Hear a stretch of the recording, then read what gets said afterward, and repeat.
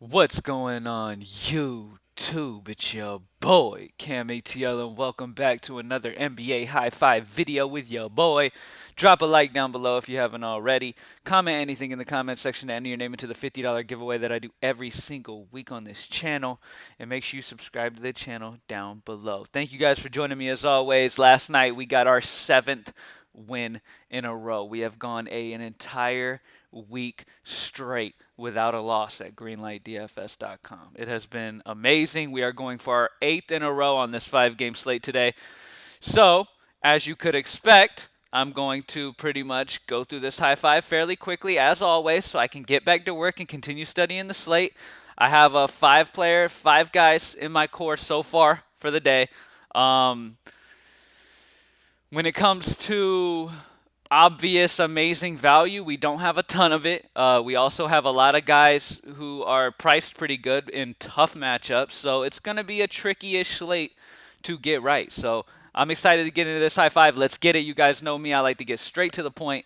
Greenlightdfs.com to join the squad, and make sure when you join the squad for a daily or weekly package or even the season-long package at Greenlight DFS, not just the optimal line advice, okay?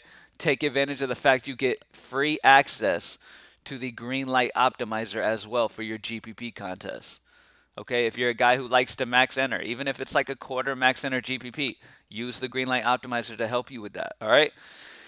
All right, let's go ahead and get straight into it. Starting off at point guard now. This is expecting Cole Anthony to miss, and it's going to be Frank Mason. Now, I'm expecting Frank Mason to be incredibly chalky if Cole Anthony is ruled out. Now, Cole Anthony has an issue with his shoulder.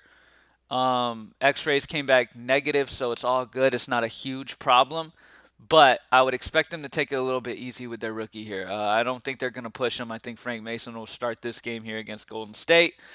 And Frank Mason starting at only 4K. I love the situation for him. And I mean, like I said, it doesn't involve, I don't have to explain this much, okay? Plain and simple, you're getting a starter at 4K. Frank Mason is a guy that can fill up the stat sheet. He has done it before in DFS years past. I love Frank Mason. I think he's a very solid option, and I will damn sure be running him. If you look back at 2019, the only two games he played all year, against Washington August 11th, he got 38. Against Memphis, he got 40 the next day. So Frank Mason's got some crazy upside, and starting in a good matchup against Steph Curry, I love Frank Mason here. If he's starting. Now, if Cole Anthony is active and expected to play his normal minutes, Frank Mason probably won't be much of a play.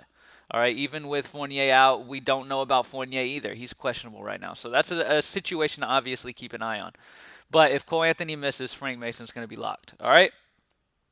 Shooting guard, I like another value. Now, we've got Shake Milton doubtful as of right now as I'm recording this, okay? So if Shake Milton pops up probable and he's going to play, remember that I'm doing this before that news is out. I'm expecting Shake Milton to miss because he is doubtful at this moment.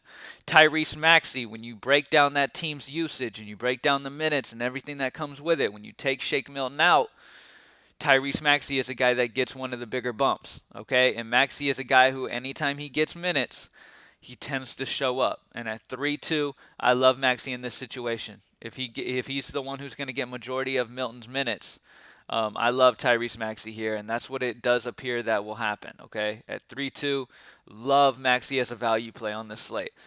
All right, at power forward, I know he hasn't come through for us, man, but I'm going to stick with him. All right, I know he hasn't come through.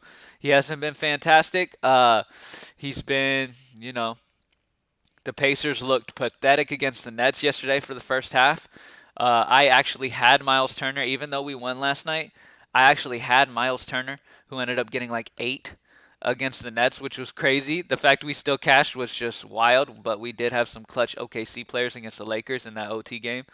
But Sabonis, he hasn't been the Sabonis he was earlier on in the year. He was smashing. Now he's kind of coming back down and hasn't been great. But he still has it in him, man. And this is a matchup against a bad Detroit defense. At 8-8, I mean, round him up to 9K. We need 45 for 5X. I think we're a lock for it. Once again, I think we're just plain and simple. He's one of the safer options on the slate. I know he hasn't been huge, but he is going to drop another 50 bomb here soon. I mean, the way he played in that second half of the Nets game, he looked great. Okay, and in the first quarter, he looked great too. So Sabonis is still Sabonis. Expect him to go back to his usual self sooner than later. Love him here at 8-8. Under 9K, I'm always on Sabonis. Always. Plain and simple. Don't care. Next up, Vooch. Gotta go Vooch, man. 9-4. I mean, my boy Vooch is just solid. Okay, his price has gone up. This might be one of the more expensive times. He's only been this expensive about 3 times this year. Um, but Vooch against Golden State with no true bigs. I mean, Looney's out. Wiseman's out. Who else was it that was out? I can't think of his name. But a lot of people are out. All right, a lot of bigs for Golden State are out right now. And so Vooch is going to absolutely destroy on the boards, especially if Fournier and them still miss. I mean, Aaron Gordon's still out. Vooch is fantastic here. He's going to drop 50 or more here against Golden State. They just don't have any bigs. He is going to absolutely destroy them on the boards. All right. I mean, it just doesn't take a rocket scientist to know that he's going to dominate them. All right. Now, I saw an issue with this price the moment I saw it. John Wall at 7-1. That's just ridiculous. John Wall is looking like his usual self lately. He played 34 minutes. He's up over 30 minutes. If he's going to play 30 to 35 minutes, John Wall is an absolute stud.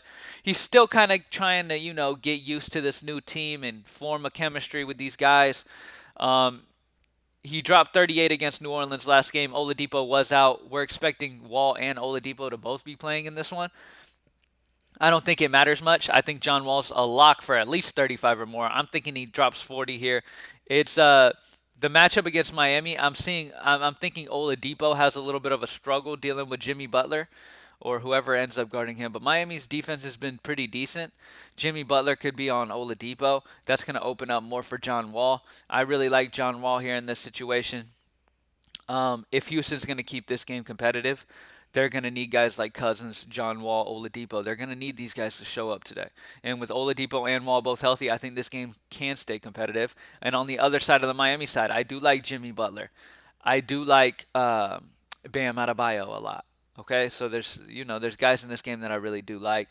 But John Wall, yeah, at 7-1 just feels a little cheap, man. I mean, his price went down after he's been doing pretty damn good the last 3 games that he's played. He's been pretty solid. So he feels pretty damn safe for 5X. And on a slate that's just kind of blah. Like, we don't have any awesome matchups like anybody against Sacramento or Washington or Atlanta that we're like, oh, hell yeah. We've got Toronto, Boston, which is kind of a defensive battle. Miami, Houston, which is kind of Miami's a great defensive team. Houston's been playing some solid defense. Pacers, Detroit. Detroit's been bad defensively. Pacers are kind of a slow-paced team. Orlando, Golden State. That's a solid fantasy production game, so I could see that turning out well. Philly, Portland is also pretty interesting. So we've got a couple games on the slate that seem pretty interesting. Toronto, Boston will probably stay pretty close, so you'll want some exposure to that, but other than that, man, good luck, y'all. Hopefully, we're able to get y'all started on the right direction. Let's get 8 in a row at greenlightdfs.com. Frank Mason III, Tyrese Maxiell, Sabonis, Vooch, and John Wall is the high five, man. Thank you guys for joining me as always. Let's get it. I'm out. Peace.